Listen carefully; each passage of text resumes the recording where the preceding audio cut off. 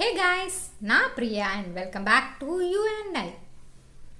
ஃபாரின்லலாம் divorce அப்படின்றது ரொம்பவே கேஷுவலான ஒரு விஷயம். அடிக்கடி நடக்கும்.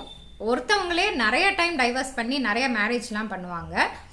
இந்தியாவில் பார்த்தீங்கன்னா இப்போலாம் டைவர்ஸ் வந்து ரொம்பவே நிறைய ஜாஸ்தி ஆயிடுச்சு. நிறைய பேர் வந்து டைவர்ஸ் பண்ண ஆரம்பிச்சிட்டாங்க.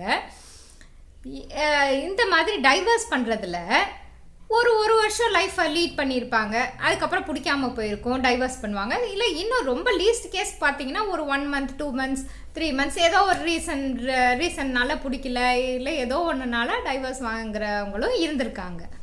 பட் 3 நிமிஷத்தில் கல்யாணம் ஆகி 3 நிமிஷத்தில் எனக்கு இந்த லைஃப் வேண்டாம் அப்படின்னு சொல்லி வெளியே போய் டைவர்ஸ் வாங்கினதை பற்றி கேள்விப்பட்டிருக்கீங்களா? இல்லை நம்ப முடியுதா?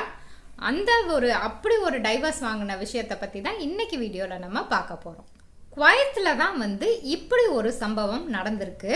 அப்படி என்ன நடந்துச்சு அப்படின்னு பார்த்தீங்கன்னா, ஆஸ் யூஷுவல் எல்லாம் மேரேஜ் பண்ணுற மாதிரி பொண்ணு மாப்பிள்ளை எல்லாம் பிடிச்சி தான் ரொம்ப ஹாப்பியாக ரொம்ப சந்தோஷமாக தான் அந்த மேரேஜை பண்ணியிருக்காங்க. மேரேஜ் எல்லாம் முடிஞ்சிருச்சு.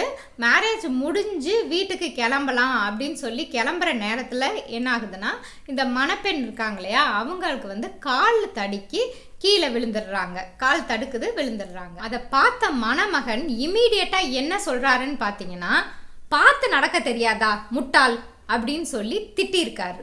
எல்லார் முன்னாடியும் அந்த மண்டபத்தில் வந்து விழுந்த அடுத்த செகண்ட் வந்து திட்டிருக்காரு. ஜென்ரலாகவே மேரேஜ்னால் எல்லோரும் ரொம்ப ஹாப்பியாக இருப்பாங்க. அண்ட் கல்யாணம் ஆன புதுசில் வந்து எல்லாருமே ரொம்ப கேரிங்காக இருப்பாங்க.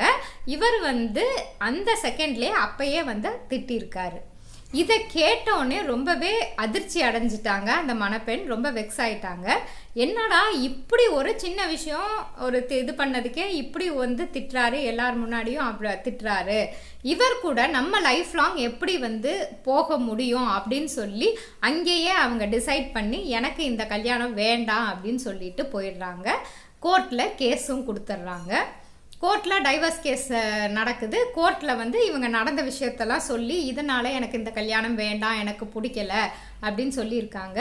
கோர்ட்டும் அவங்க சொன்னதை ஏற்றுக்கிட்டு அவங்களுக்கு டைவர்ஸ் வந்து வழங்கிடுச்சு. இந்த கேஸில் அந்த இடத்துல வந்து அந்த பொண்ணுக்கான ரெஸ்பெக்ட், மரியாதை அது வந்து அவளுக்கு கிடைக்கல. மேரேஜ் லைஃப் அப்படின்னாலே ஒரு மியூச்சுவல் அண்டர்ஸ்டாண்டிங் இல்லாமல் ரெஸ்பெக்ட்ன்றது இப்போலாம் ரொம்ப ரொம்ப முக்கியமான விஷயம். அப்போல்லாம் வந்து பொண்ணுங்க வந்து படிக்கல, வேலைக்கு போகல, வீட்டில் இருந்தாங்க, அதை செஞ்சாங்க இதை செஞ்சாங்க, எல்லாருமே திட்டிருக்காங்க, அதெல்லாம் நடந்திருக்கு. பட் அதெல்லாம் முடிஞ்சு போச்சு. இப்போ பெண்கள் வந்து எல்லாரும் படித்து வேலைக்கு போய் நல்ல நிலைமையில வந்து எல்லாருமே ஈக்குவல் ரெஸ்பெக்டை எதிர்பார்க்குறாங்க. அண்ட் கொடுக்கணும். அண்ட் ஜென்ஸ் வந்து அதை கொடுத்தே ஆகணும். கொடுத்தா தான் வந்து அந்த ரிலேஷன்ஷிப் வந்து ஸ்மூத்தாக போகும் அப்படின்னு நான் நினைக்கிறேன். நீங்கள் என்ன நினைக்கிறீங்க அப்படின்றத கீழே இருக்க கமெண்ட் பாக்ஸில் சொல்லுங்கள். இன்னொரு இன்ட்ரெஸ்டிங்கான வீடியோவில் மீட் பண்ணலாம். டாடா, பாய்.